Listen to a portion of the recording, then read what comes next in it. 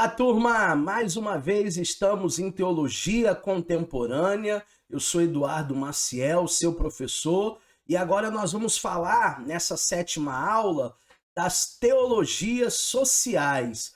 Esse tema é um tema que me apaixona muito. Eu gosto muito das teologias sociais, eu gosto muito da missão integral, e eu quero comentar um pouquinho nessa primeira aula sobre esse tipo de teologia. Teologias sociais é ressaltado o conteúdo ético e o conteúdo social da igreja. Portanto, nas teologias sociais, nós analisamos as seguintes questões: qual é a realidade social na qual está inserida a igreja? Qual é o papel da igreja junto aos problemas encontrados na sociedade? Como a igreja pode ser instrumento de transformação social? Então, essa é uma preocupação das teologias sociais, a realidade social, os problemas sociais e a igreja sendo essa ponte, esse instrumento de transformação social. A igreja criando pontes, não criando muros, não criando paredes. A igreja, de alguma maneira, integrada, conectada com a sociedade e com as comunidades à sua volta. É boa a aproximação entre teologia e ciências sociais? Alguns teólogos de perfil fundamentalista, eles vão rejeitar por completo tal aproximação. Eles dizem que cada um deve ficar no seu quadrado. Teologia, teologia, ciência social, ciência social. Na prática, isso na verdade ocorre o contrário. Porque qualquer teologia é feita num ambiente cultural em que haja influência.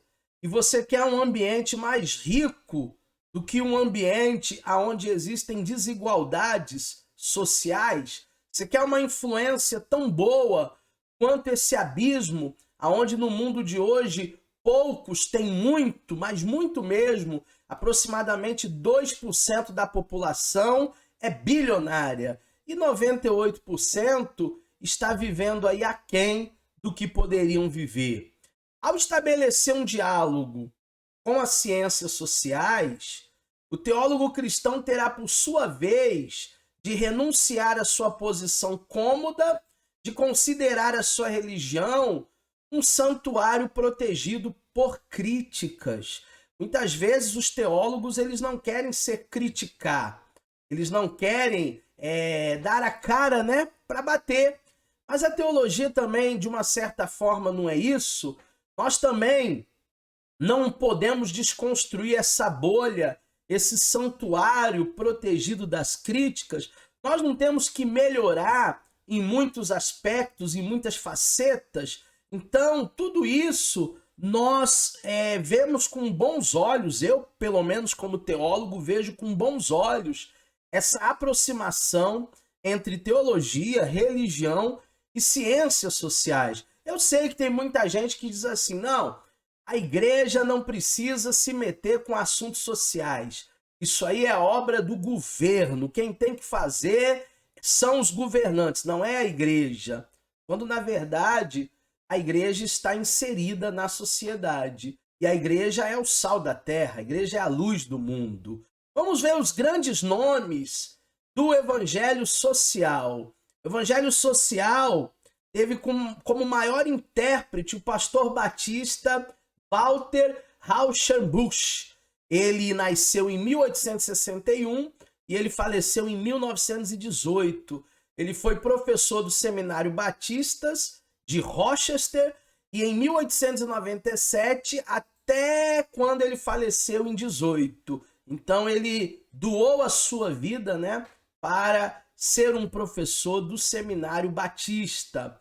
Um outro grande nome que a gente precisa lembrar, e esse nome aqui, ele nunca pode ser esquecido, é o do pastor Martin Luther King Jr., né? Que lutou lá nos Estados Unidos contra o preconceito racial, as injustiças sociais contra os negros. Para você ter uma ideia, anos atrás, nos Estados Unidos, se um negro estivesse sentado no ônibus e o ônibus estivesse cheio e entrasse um branco, esse negro teria que levantar e dar o lugar para o branco sentar. Era um racismo que ainda existe estruturalmente, só que muito pior do que hoje, graças ao grande Martin Luther King Jr., que lutou pela igualdade de direitos. E tem uma frase do Martin Luther King que eu gosto muito, eu quero até compartilhar com vocês. Eu não me preocupo tanto com as palavras dos desonestos e as atitudes dos corruptos. Eu me preocupo muito mais quando os bons fazem silêncio. Isso é de uma grandeza, isso é de uma magnitude, isso é de uma sabedoria. Analisa essa frase. O problema não são as palavras dos corruptos e dos desonestos. O problema é que os bons estão quietos. Os bons estão calados, os bons não têm coragem. Então, Luther King, ele foi muito feliz quando expôs essa ideia.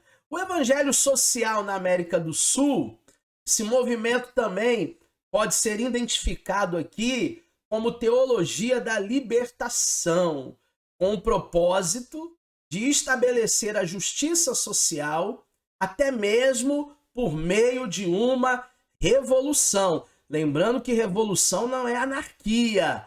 Lembrando que revolução é algo organizado. O sucesso da teologia da libertação na América do Sul deve-se a alguns fatores. Em primeiro lugar, o grande índice de desemprego. Diferente de países da Europa ou até mesmo da Ásia, não existe uma taxa de desemprego tão alta como nos países da América do Sul, Argentina, Bolívia, Brasil, Venezuela e etc. Diferenças sociais alarmantes. Existem ricos que têm muito e que não fazem obra social alguma. E existem pobres que estão abaixo da linha da miséria, da pobreza. Existem pessoas que hoje ainda não almoçaram, ainda não tomaram café da manhã e não sabem nem se vão jantar. Em terceiro lugar, a pobreza. Existem pessoas que não têm condição alguma de subsistência, de sobrevivência. Em quarto lugar, diferenças extremas entre as classes sociais, né? Pessoas que podem ter o melhor da medicina e pessoas que não podem nem entrar no hospital público porque falta tudo. Pessoas que podem viajar para Disney 2 ou 3 vezes no ano e pessoas que não têm dinheiro para pegar um ônibus para procurar emprego. São diferenças sociais alarmantes. A ausência de uma teologia relevante ao contexto da América Latina, que nascesse no berço dos países subdesenvolvidos. Então nós não temos uma teologia tão sólida como os países europeus, como outros países do mundo. Em que momento, melhor dizendo, o evangelho social ganha, destaque? Nos anos seguintes da Primeira Guerra Mundial, pelo fato de se atribuir as injustiças sociais, as causas da grande conflagração internacional que ceifou milhões e milhões de vidas. Uma verdadeira matança, e a teologia social, o evangelho social, entra em cena a partir da Primeira Guerra.